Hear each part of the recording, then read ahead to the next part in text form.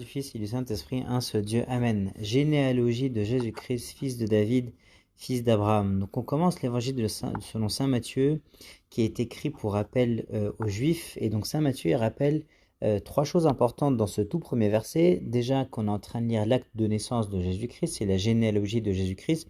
Et donc en disant ça, on est en train de confirmer que Jésus-Christ est humain, et donc il a une vraie naissance. Il est né de la Vierge Marie, et donc saint Matthieu insiste sur son côté humain. Là où Jean, lui, commence son évangile, comme on a dit dans l'introduction, en insistant sur la nature divine du Christ, et son côté pleinement divin, avec le premier verset qui dit « Au commencement était le Verbe, et le Verbe était auprès de Dieu ». On est en train de parler de l'hypostase du Fils, de Jésus-Christ, et au commencement, c'est-à-dire éternellement, depuis toujours, en fait. L'hypostase du Fils existe évidemment et n'a pas de début. Et donc ce Christ, cette hypostase du Fils, est Dieu. Et donc là, c'est la généalogie de Jésus-Christ. Il est humain, il est pleinement humain également, et c'est par lui que le salut va se faire. Donc saint Matthieu qui écrit aux Juifs et qui dit donc le message, on attendait un Messie, et donc il arrive, et donc c'est bien Jésus-Christ, et donc il commence son évangile en donnant l'identité de cette personne-là. C'est l'évangile de Jésus-Christ, fils de Dieu, qui est pleinement humain. Il est fils de David, il est fils d'Abraham. Et c'est important de rappeler ça en commençant par Abraham, qui est avant David, parce que Abraham, une promesse a été faite à lui, quand Dieu lui a dit que toutes les générations seront bénies en fait par lui. Donc il fallait préciser ou écrire que Abraham va avoir Jésus-Christ dans sa descendance, et par lesquelles toutes les générations vont être bénies aussi derrière. Et il fallait aussi accomplir la prophétie de dire que Jésus-Christ est le fils de David, parce que David, lui aussi, une promesse a été faite en disant que son trône restera éternellement. Et comment se concrétise en fait cette prophétie-là qu'on peut lire dans le livre de Samuel ou dans un de ses psaumes, le psaume 132, eh bien avec le fait que Jésus-Christ est le fils de David, et Jésus-Christ trône éternellement et règne éternellement, et donc c'est comme ça que cette prophétie s'accomplit. Ce qu'il y a à dire également, c'est qu'on est en train de parler de Jésus-Christ. Jésus-Christ, ça veut dire quoi déjà? Jésus, ça vient de... en arabe ou en hébreu, on dit Ya Shur. Ya, c'est Yahvé, c'est Dieu qui sauve. Shur, c'est sauve. Donc Jésus, ça veut dire que Dieu sauve. C'est ça que ça veut dire, le prénom Jésus. Jésus, c'est son prénom. Et Christ, c'est la fonction. C'est celui qui est oint, celui qui est envoyé par Dieu. C'est le Messie, en fait, qui vient pour sauver, justement. Yassoua al-Masih, on dit en arabe, Masih, ou c'est celui qui est oint pour venir accomplir en fait le salut. Il y a eu d'autres personnes qui étaient ointes dans l'Ancien Testament et qui avaient un rôle de salut par rapport à des ennemis terrestres par exemple, mais Jésus-Christ est celui qui est oint par excellence parce que c'est celui qui vient, qui est oint et qui vient pour sauver du péché. Ce qu'on peut dire encore, c'est que saint Matthieu insiste sur la personnalité de David parce que c'est une des personnalités de l'Ancien Testament qui symbolise le plus le Christ, ou qui annonce le plus la venue du Christ. Et vous savez que dans l'Ancien Testament, tout pointe vers le Christ, ou tout annonce le Christ, soit via des événements, soit via des personnages. Par exemple, Jonas qui est dans le ventre du gros poisson pendant 3 jours et 3 nuits, ça symbolise effectivement le Christ qui meurt et qui va dans l'antre de la terre et qui ressuscite 3 jours après. Ou encore Isaac, le fils d'Abraham, qui est emmené en sacrifice par son père, et qui finalement ne meurt pas et revient à la vie. Pareil, Isaac est le symbole du Christ en fait, qui allait mourir et qui va mourir, mais qui ressuscite. Et toutes ces histoires-là dans l'Ancien Testament annoncent le Christ. Et David, par son bon comportement, par son cœur qui est comme celui de Dieu, il est écrit de ça de David dans l'Ancien Testament, même s'il a fait beaucoup de péchés par son bon cœur, par son repentir constant, malgré le fait qu'il ait fait plein de péchés, il annonce le Christ qui arrive, parce que il délivre aussi. Il est venu délivrer de la main de Goliath et puis de toutes les guerres qu'il a connues. Et donc, il est comme un Messie, si vous voulez, parce qu'il sauve en fait de l'ennemi, comme le Christ sauve du péché. Et donc, ce Christ est celui qui est annoncé dans tout l'Ancien Testament et que les Juifs aujourd'hui ne veulent pas reconnaître, parce que les Juifs attendent peut-être un roi qui soit terrestre. Ils veulent cette gloire qui est terrestre, et pas un Christ qui dit que le royaume est céleste et qu'il faut être humble et qu'il faut... et ce qui importe plutôt peut-être les Juifs de nos jours, c'est plutôt les possessions terrestres, et donc ils attendent un règne terrestre et une puissance terrestre, alors que le message du Christ est tout autre. Ils attendent effectivement un règne comme celui de David. Et donc pour conclure enfin sur ce premier verset, donc saint Matthieu dit qu'il est le fils de David, donc qui était à la tête en fait du peuple d'Israël, mais qu'il est aussi le fils d'Abraham, qui existe avant qu'il y ait une notion d'Israël. Vous savez que Israël, Abraham, Isaac, Jacob, Jacob, Israël, / Israël. Abraham, il est avant ça, il est le père de tous les croyants, et donc le Christ en fait englobe du coup l'ensemble des croyants en étant fils de David et fils d'Abraham. Abraham engendra Isaac, Isaac engendra Jacob, Jacob engendra Judas et ses frères. Donc on commence enfin la généalogie, et saint Matthieu commence par Abraham. Et alors que Luc, lui, dans le chapitre 3, il va faire l'ascendance du Christ, en commençant par le Christ et en remontant jusqu'à Adam et jusqu'à dire fils d'Adam, fils de Dieu. Là, saint Matthieu qui écrit aux Juifs, lui commence par Abraham, il commence pas par Adam, on va dire pourquoi, et il fait la descendance, il descend et on va finir par le Christ à la fin du chapitre. Et pourquoi il commence par Abraham et pas par Adam? Simplement parce que les Juifs se considéraient comme un peuple élu, ils n'aiment pas dire qu'ils sont tous fils d'Adam, ça les mettrait sur un pied d'égalité avec tout le monde. Non, ils sont les fils d'Abraham, ils sont le peuple élu, et donc c'est pour ça que Matthieu, qui écrit donc aux Juifs, commence par la personnalité qui est la plus importante pour le peuple juif, à savoir Abraham. Et puis, il y a, pour répondre à la question de Luc et saint Matthieu, qui ont des noms en fait qui sont différents dans les généalogies, qu'on peut dire, normalement si on part d'en haut ou on part d'en bas, on devrait retrouver les mêmes noms. Mais en fait, chez les Juifs, il est possible d'avoir un père paternel et d'avoir dans les papiers, entre guillemets, un père qui ne soit pas le père paternel. Parce que dans leur loi, dans la loi juive, et on peut la lire dans Deutéronome 25, si un homme et une femme étaient mariés et que l'homme mourait, c'était le frère de l'homme mort qui devait prendre la femme et se marier avec elle pour donner une descendance à son frère défunt. Et du coup, l'enfant prenait le nom de son père défunt. Donc il est possible chez les Juifs d'avoir un père paternel et d'avoir un autre père en fait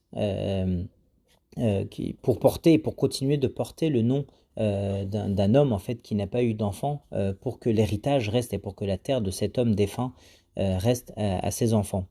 Donc c'est pour ça qu'il peut y avoir des différences. Matthieu, lui, il écrit aux Juifs, donc il prend le père paternel, alors que Luc, lui, écrit aux Grecs, et donc il prend le nom officiel en fait, même si c'est pas le père paternel, le nom qu'il y a dans les papiers.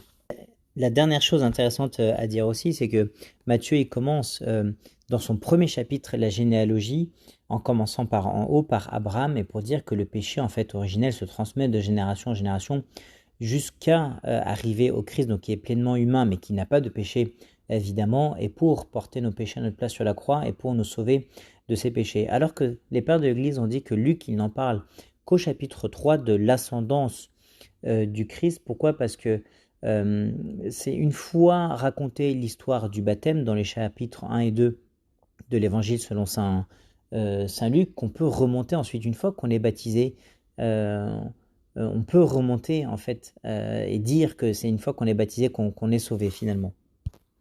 Judas engendra de Tamar Pharès et Zara, Pharès engendra Esrom, Esrom engendra Aram, Aram engendra Aminadab, Aminadab engendra Nasson, Nasson engendra Salmon, Salmon engendra Boaz de Rahab, Boaz engendra Obed de Ruth. Et donc là, on est en train de lire essentiellement des noms d'hommes dans toute la généalogie qu'on est en train de lire ici, et on va voir, et c'est de façon exceptionnelle, quelques femmes qui vont être mentionnées ici, en commençant dans ce verset 3 par Tamar, qui a une histoire un peu compliquée, parce que elle est, dans l'histoire, en fait, Tamar n'avait pas d'enfant, et puis les hommes avec qui elle devait se marier selon la loi, dans les enfants de Judas, Judas le chef de tribu, hein, on remonte déjà dans cette histoire-là. Ce qui est bien au passage, hein, c'est qu'on est en train de parcourir l'Ancien Testament qu'en fait cette généalogie-là. Mais bref, les enfants de Judas refusaient de se marier avec Tamar, et donc Tamar va prendre l'habit d'une prostituée et avoir un enfant de la part de Juda, qui est le père, alors qu'elle aurait dû avoir un de ses fils, et va enfanter par Tamar. Et donc Juda, quand au moment où il va dire Tamar, qui a eu un enfant un peu illégal, devrait mourir, Tamar va lui dire j'ai eu l'enfant de par un homme à qui appartient ce bâton-là, et donc elle lui rend le bâton, et le bâton appartenait à Juda, donc il comprend qu'en fait c'était de lui qu'elle était enceinte, et donc elle va rester vivante. Et donc c'est une histoire qui est un peu difficile à l'oreille à entendre en fait, mais pourquoi est-ce que Saint Matthieu évoque Tamar plutôt que d'évoquer Sarah, par exemple, qui est une personnalité très importante, la femme d'Abraham? Et le message ici, c'est de dire que le Christ, il est là pour racheter tous ces péchés-là, toutes ces erreurs-là de l'Ancien Testament, pour porter le péché à notre place et nous sauver. Pareil, au verset 5, il y a écrit que Salmon engendra Boaz de Rahab.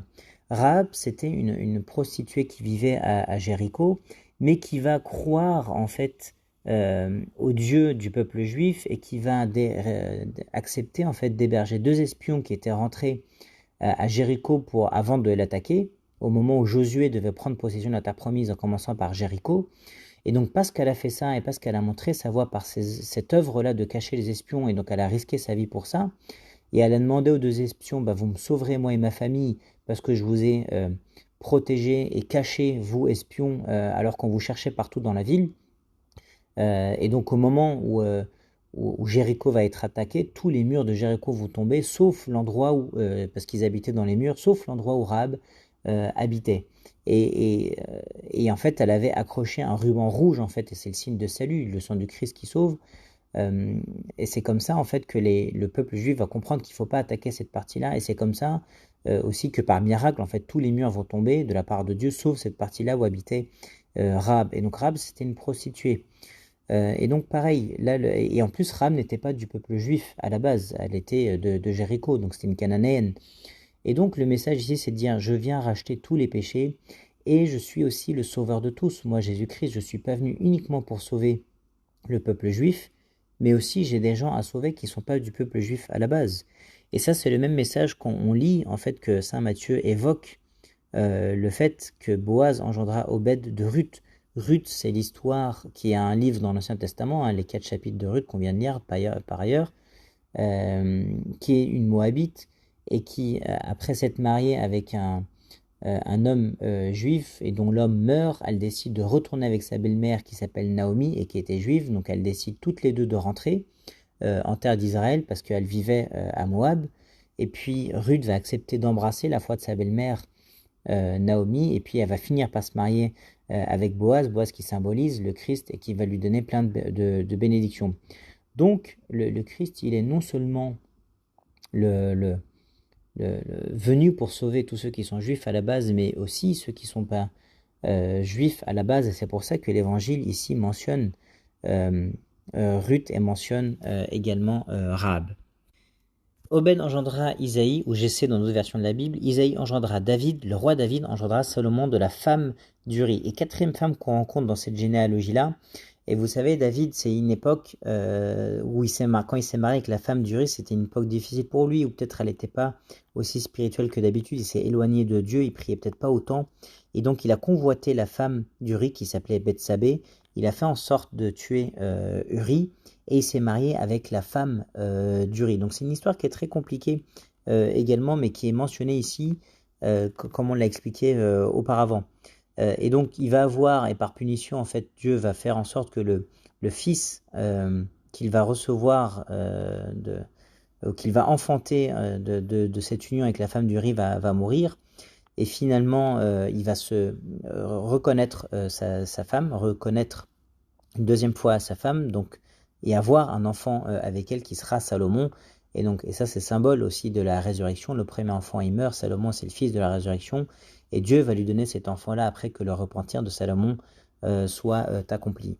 Salomon engendra Roboam, Roboam engendra Abia, Abia engendra Asa, Asa engendra Josaphat, Josaphat engendra Joram, Joram engendra Osias, Osias engendra Joatam, Joatam engendra Achaz, Achaz engendra Ézéchias, Ézéchias engendra Manassé, Manassé engendra Amon, Amon engendra Josias, Josias engendra Jéconias et ses frères au temps de la déportation à Babylone. Et là, on rencontre en fait tous les rois qui sont descendus de David puis de Salomon. Et ces rois-là, en fait, même tous ces rois-là, ils n'étaient pas tous bons. Roboam était un roi qui a fait plein de péchés, qui n'était pas un bon roi. Pareil pour ceux qui arrivent derrière. La plupart d'entre eux étaient mauvais, mais ils sont quand même mentionnés dans la généalogie du Christ, comme on l'a expliqué auparavant. Et donc, là, Saint Matthieu, donc, il fait la généalogie donc, en commençant par Abraham, puis David, et puis il va jusqu'à la déportation à Babylone. Et vous savez, pour rappel, dans l'Ancien Testament également, donc là c'est les rois qu'on peut lire dans le livre des rois, justement dans l'Ancien Testament, les trois premiers rois, donc il y a Saül, David et Salomon, et vous savez qu'après Salomon, le royaume d'Israël s'est découpé en deux, avec le royaume de Juda dans le sud et le royaume d'Israël dans le nord, avec des rois différents à chaque fois, et puis à un moment donné dans l'histoire, Babylone va venir déporter en fait le royaume d'Israël et le royaume de Juda.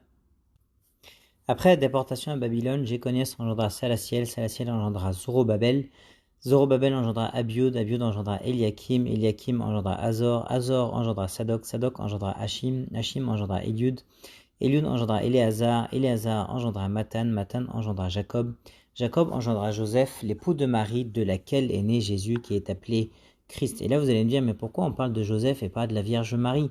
Mais parce qu'encore une fois, on est en train d'écrire à des Juifs dans l'Évangile selon saint Matthieu, et pour qui, en fait, ce qui compte, c'est le Père, beaucoup plus que la mère. Et donc, c'est pour ça que saint Matthieu évoque ici Joseph, qui est l'époux de Marie, où il était fiancé à Marie, mais dans le langage juif, même si on était resté fiancé, ou déjà au moment des fiançailles, on s'appelait déjà époux, épouse, ou mari et femme, mais ça veut évidemment pas dire que Joseph a connu ou a eu une relation conjugale avec Marie, pas du tout. Il est resté fiancé à Marie, et Marie est restée toujours vierge, évidemment. Et d'ailleurs, c'est pour ça que saint Matthieu précise juste derrière l'époux de Marie, de laquelle est né Jésus. Sinon, il aurait écrit que Jésus est né de Joseph. Mais non, et elle est née, le Christ est né de Marie. L'époux de Marie, de laquelle est né Jésus, qui est appelé Christ. On a déjà expliqué le nom de Jésus-Christ. Il y a donc en tout 14 générations depuis Abraham jusqu'à David, 14 générations depuis David jusqu'à la déportation à Babylone, et 14 générations depuis la déportation à Babylone jusqu'au Christ. Vous savez que saint Matthieu aime les chiffres, il va beaucoup parler de chiffres dans son évangile. Il y a plein de commentaires qu'on peut faire sur les chiffres, mais il faudrait qu'on rentre un peu plus dans le détail. Voici de quelle manière arriva la naissance de Jésus-Christ.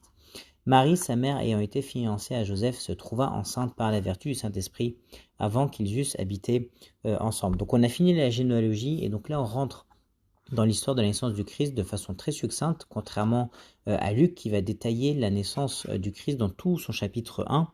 Et pourquoi? Encore une fois, parce que Luc écrit à des Grecs qui ont le sens du détail, contrairement aux Juifs en fait, qui ne s'attardent pas à ces choses-là. Et donc c'est pour ça que saint Matthieu va beaucoup plus rapidement sur la naissance du Christ par rapport à saint Luc.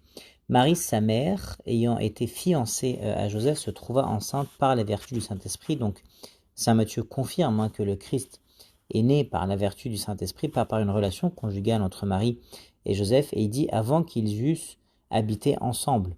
Mais c'est pour préciser en fait que ça s'est passé à ce moment-là. Ça ne veut pas dire qu'après que Joseph a connu sa femme, bien qu'elle soit appelée comme ça, même si c'est un temps de fiançailles, encore une fois, dans le langage des Juifs, c'est courant de dire que c'est ma femme alors que c'est un temps de fiançailles encore, et ça ne veut évidemment pas dire que Joseph a connu sa femme Marie après. Ils n'ont pas eu de relation conjugale. Joseph, son époux, là encore une fois, c'est la même explication, même s'il reste fiancé à elle, il ne l'a jamais connue. Il s'en est occupé, Joseph, il était très vieux, il était très avancé en âge, et ils avaient fait ce vœu. Joseph a toujours été célibataire, la Vierge Marie est restée toujours vierge, Joseph a décidé toujours de s'occuper d'elle. Et la Vierge Marie acceptait en fait aussi de s'occuper de son fiancé Joseph. Joseph, son époux, qui était un homme de bien et qui ne voulait pas la diffamer, se proposa de rompre secrètement avec elle, parce qu'évidemment, il n'a pas eu de relation conjugale avec sa femme, il veut s'en occuper avec humilité, et il voit la Vierge Marie qui tombe enceinte. Et donc c'est pour ça qu'il, certainement après de longs jours et de semaines de prière, il décide de secrètement rompre avec elle, parce que jamais dans l'histoire, il y a eu une histoire d'une femme vierge qui tombe enceinte. Et donc il ne veut pas faire ça en lui faisant honte, mais il veut faire ça secrètement. Comme il y pensait, voici un ange du Seigneur lui apparut en songe et dit, Joseph, fils de David, ne crains pas de prendre avec toi Marie, ta femme, car l'enfant qu'elle ait conçu vient du Saint-Esprit. Elle enfanta un fils et tu lui donneras le nom de Jésus, c'est lui qui sauvera son peuple de ses péchés. Comme on l'a dit, Jésus, c'est Yahvé Shur, Yahshua, ça veut dire Yahvé sauve, Shur, ça veut dire sauve, c'est-à-dire que Dieu sauve. Donc il porte le nom Jésus de la fonction ou de ce qu'il va réellement accomplir en sauvant le monde entier de ses péchés. Encore faudrait-il qu'on croie en Jésus. Tout cela arriva afin que s'accomplisse ce que le Seigneur avait annoncé par le prophète. Et là, c'est une caractéristique importante de l'évangile de saint Matthieu qui est écrit aux Juifs, encore une fois, qui ont tout l'Ancien Testament et les prophètes, et c'est quelque chose qu'on ne va pas retrouver dans le reste des évangiles, mais saint Matthieu, lui, va beaucoup dire ça, que les choses qui se produisent sont annoncées par le prophète. Et donc il est écrit, voici la Vierge sera enceinte, elle enfantera un fils et on lui donnera le nom d'Emmanuel, ce qui signifie Dieu avec nous. Et le prophète là, ça c'est écrit dans Ésaïe 7, à une époque où le roi de l'époque était affolé parce qu'il y avait une guerre par des rois étrangers, donc il va aller voir son prophète donc Ésaïe, pour qu'il prie. Et donc Ésaïe va lui répondre en disant, mais ne t'inquiète pas pour ça, élève ta prière et des prières qui sont beaucoup plus spirituelles que ça. Et voici, je t'annonce en fait qu'il va y avoir non seulement quelqu'un qui va venir te sauver de ces rois-là, mais surtout un sauveur qui va venir sauver du péché. Voici, la Vierge sera enceinte et elle enfantera un fils, et on lui donnera le nom d'Emmanuel. Et donc c'est par lui que tout va s'accomplir. Et il y a une petite anecdote qu'on peut raconter ici, l'anecdote de Simeon le vieillard, qui était à l'époque de la traduction de la Bible, la traduction de la Septante, où il traduisait de l'hébreu au grec l'Ancien Testament, pour que l'Ancien Testament soit propagé beaucoup plus, et donc dans la langue grecque. Et donc parce que il pensait que personne n'allait le croire de la part des Grecs lorsqu'il allait écrire que le prophète avait écrit que la Vierge enfanterait un fils, il a changé la traduction en écrivant « Voici la jeune femme enfantera un fils ». Et c'est là qu'il a eu une apparition qui lui a dit qu'effectivement il ne verrait pas la mort avant de voir physiquement la Vierge enfanter réellement un fils. Et il a vécu des centaines d'années, 400 je crois selon la tradition, et il a vu effectivement la Vierge Marie enfanter un fils, il l'a porté dans ses bras. Et c'est là qu'il dit sa phrase connue qui dit « Maintenant, maître, tu peux laisser ton serviteur s'en aller en paix, parce que mes yeux ont vu ton salut que tu as préparé à la face de tous les peuples. » Joseph s'étant avait fit ce que l'ange du Seigneur lui avait ordonné, et il prit sa femme avec lui, mais il ne la connut point jusqu'à ce qu'elle eût enfanté un fils auquel il donna le nom de Jésus, ce qui ne veut évidemment pas dire qu'il a connu sa femme après, mais que ça veut dire tout simplement qu'avant qu'elle donne Jésus, il ne l'avait pas connu, et gloire à Dieu éternellement. Amen.